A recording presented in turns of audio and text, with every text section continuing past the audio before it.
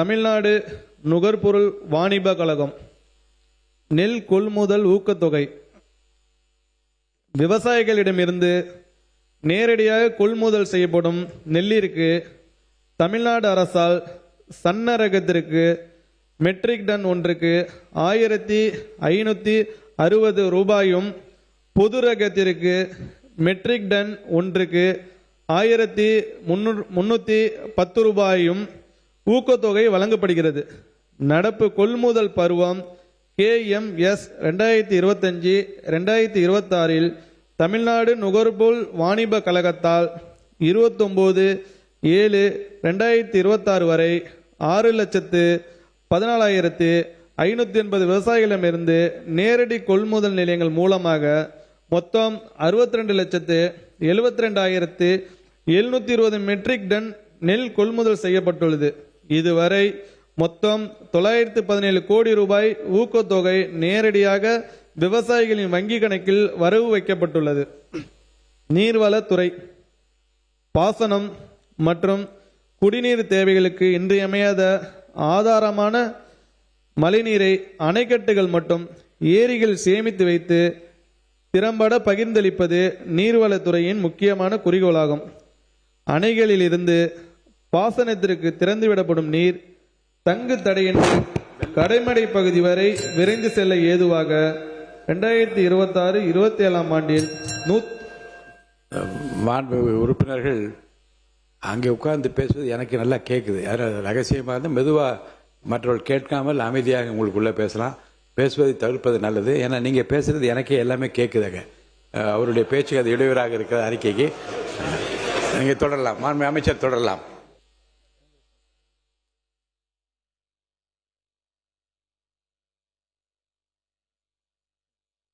அணைகளில் இருந்து பாசனத்திற்கு திறந்துவிடப்படும் நீர் தங்கு தடையின்றி கடைமடை பகுதி வரை விரைந்து செல்ல ஏதுவாக 2026-27 ஆண்டில் 125 கோடி ரூபாய் மதிப்பீட்டில் ஆறுகள், வாய்க்கால்கள், கால்வாயில்கள் மற்றும் வடிகால்களில் 5955 கிலோமீட்டர் நீளத்திற்கு 1161 தூர்வாரும் பணிகள் நீர்வளத்துறையால் மேற்கொள்ளப்பட்டு வருகின்றன.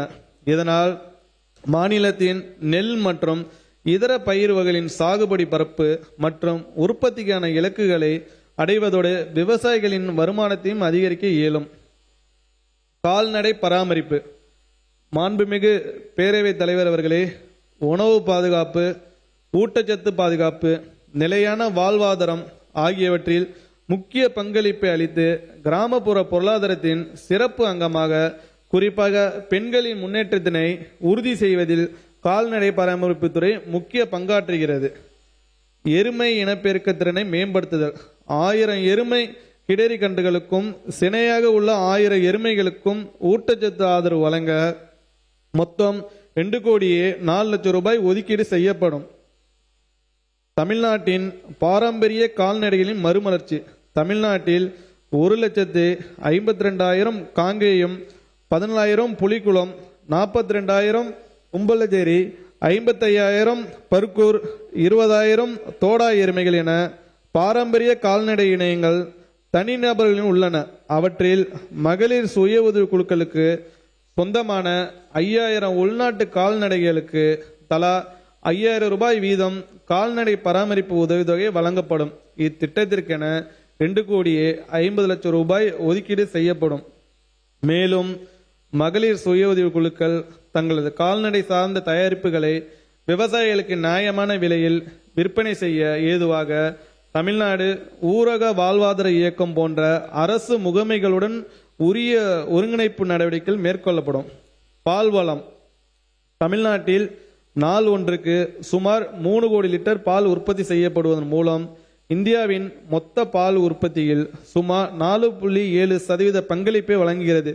மேலும் மாநிலத்தின் தனிநபர் தினசரி பால் கிடைப்பளவு 407 கிராம் என உள்ளதால் ஊட்டச்சத்து பாதுகாப்பை உறுதி செய்வதில் பால்வளத்துறை முக்கிய பங்கு வகிக்கிறது.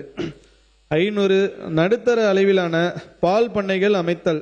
குறு மற்றும் சிறு பால் உற்பத்தியாளர்களிடையே பால் பண்ணை தொழில் முனைவை ஊக்குவித்து நிலையான வருவாயை உறுதி செய்யும் நோக்கில் தலா 5 கால்நடைகள் 3+2 மாதிரி கொண்ட 500 நடுத்தர அளவிலான பால் பண்ணைகள் அமைக்கும் இத்திட்டத்தின் கீழ் திட்ட செலவில் 25% மூலதன மானியமாக வழங்கப்படும். மீதமுள்ள திட்ட செலவிற்கு குறைந்த வட்டியில் நிறுவன கடன் உதவி பெறுவதற்கு வழிவகை செய்யப்படும். இம்முயற்சினால் பால் உற்பத்தி அதிகரிப்பதோடு ஆண்டு முழுவதும் வேலை வாய்ப்புகள் உருவாக்கப்பட்டு குறிப்பாக மகளிர் பால் உற்பத்தியாளர்களின் வாழ்வாதாரம் மேம்படுத்தப்படும். இத்திட்டத்திற்கு தேவையான மாநில நிதி ஒதுக்கீடு செய்யப்படும். சிறு பால் பண்ணைகள் பால் உற்பத்தியாளருக்கு ஆண்டு முழுவதும் நிலையான வருமானம் கிடைப்பதை உறுதி செய்யும் நோக்கில் மாநிலம் முழுவதும் 5000 சிறிய பால் பண்ணை அலகுகளை நிறுவுவதற்காக 4% வட்டி மானியம் வழங்கப்படுகிறது. இந்த சிறு பால் பண்ணைகள் திட்டத்தில் தகுதியுள்ள பால் உற்பத்தியாளர்களுக்கு தொடர்ந்து ஆதரவு வழங்குவதை உறுதி செய்யும் வகையில் 2026-27 ஆண்டில் 4,19 லட்சம் ரூபாய் நிதியில் இத்திட்டம் தொடர்ந்து செயல்படுத்தப்படும். கால்நடை தீவனத்தை மானிய விலையில் வழங்குதல் பால் உற்பத்தி செலவை குறைத்து பொருளாதாரத்தில் நலிவடைந்த பால் உற்பத்தியாளர்களுக்கு ஆதரவளிக்கும் நோக்கில் வறுமை கோட்டிற்கு கீழ் உள்ள தகுதியுள்ள பால் உற்பத்தியாளர்களுக்கு தரமான சமசீர் கால்நடை தீவனம் கிலோ ஒன்றுக்கு 2 ரூபாய் மானியத்தில் ஒரு கால்நடைக்கு 3 கிலோ வீதம் 300 நாட்களுக்கு வழங்கப்படும். இத்திட்டம் அறிவியல் சார்ந்த தீவன மேலாண்மை முறைகளை ஊக்குவித்து பால் உற்பத்தி திறனை உயர்த்துவதுடன் பால் உற்பத்தியாளர் வருவாயையும் மேம்படுத்தும். இத்திட்டத்தை செயல்படுத்த தேவையான மாநில நிதி ஒதுக்கீடு செய்யப்படும். மானிய விலையில் தாது உப்பு கலவை வழங்குதல் ஆரோக்கியமான கிடரி கன்றுகள் எதிர்கால பால் உற்பத்திக்கான அடித்தளமாகும். கறவை மாடுகளின் வளர்ச்சி, இனப்பெருக்க திறன் மற்றும் வாழ்நாள் உற்பத்தி திறனை மேம்படுத்தும் நோக்கில் 50,000 கிடரி கன்றுகளுக்கு 50% மானியத்தில் தாது உப்பு கலவை ஓராண்டிற்கு வழங்கப்படும். இத்திட்டத்திற்காக 2,76,00,000 நிதி ஒதுக்கீடு செய்யப்படும்.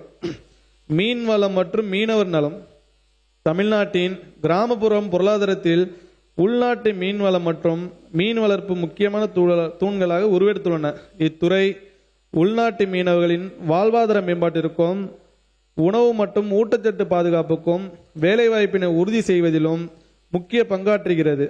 மாநிலத்தில் சுமார் 3,85,00,000 ஹெக்டேர் பரப்பளவில் உள்நாட்டு நீர்வளங்கள் அமையப்பட்டுள்ளன. இந்த உள்நாட்டு மீன்வளமானது மீன்வள மேம்பாட்டிற்கும் ஆயிரக்கணக்கான கிராமப்புற குடும்பங்களின் வாழ்வாதாரத்தை மேம்படுத்துவதற்கும் குறிப்பிடத்தக்க பங்களிப்பை வழங்குகிறது. இனி செல்லும் இடமெல்லாம் செய்தி. தந்தி டிவியின் வாட்ஸ்அப் சேனலை ஃபாலோ பண்ணினா செல்ல இருக்கும் இடமெல்லாம் செய்தி. இதோ QR கோட் இப்பவே ஸ்கேன் பண்ணுங்க, ஃபாலோ பண்ணுங்க.